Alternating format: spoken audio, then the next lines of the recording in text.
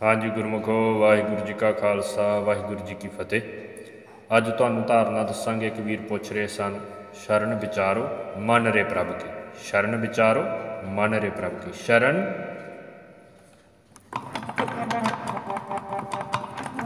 वैसे आप इत्थों भी पढ़ सकते हैं। आ देखो ध्यान नाल, बहुत सौखी धारणा।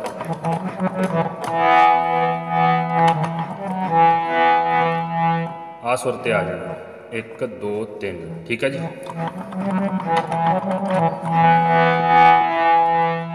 शरण विचारो मन रे प्रभ की।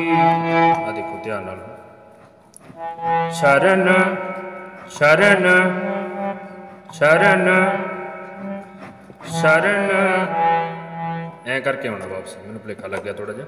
आ देखो, शरण शरण, आ तिन्ना सुरां ते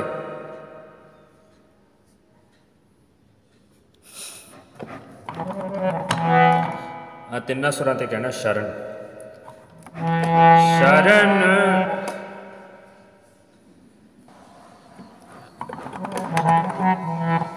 शरण, बैक आ जाना जदी, ठीक है जी। शरण कह के शरण, हेक जी ला के पिछे आना, तां जो साडी लै खराब ना होवे ते बेसुरा ना होवे काम जी। शरण विचारो मन रे प्रभ की। शरण विचारो मन रे प्रभ की।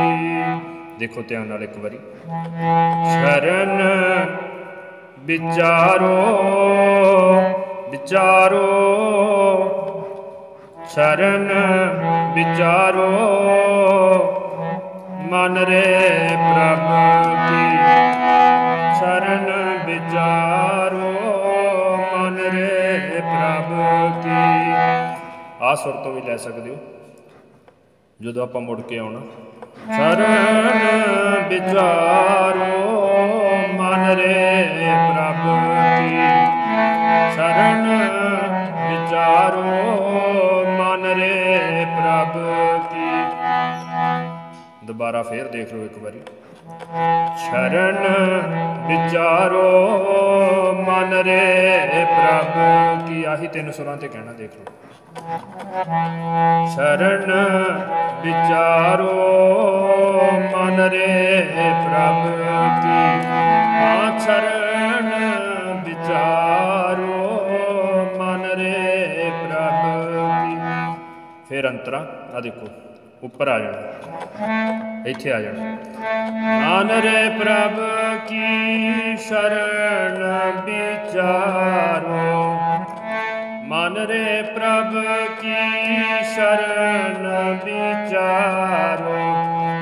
शरण विचारो मन रे प्रभ की। शरण विचारो मन रे प्रभ की। बाकी तुसी कढ़ के देख लियो धारणा। जे ना समझ आई मैं दोबारा फिर वीडियो बिल्कुल स्लो करके बना दांगा, अज मेरे को टाइम नहीं सी। शरण विचारो मन रे प्रभ की। सो इन्नी हाजरी प्रवान करनी। वाहिगुरू जी का खालसा वाहिगुरू जी की फतेह।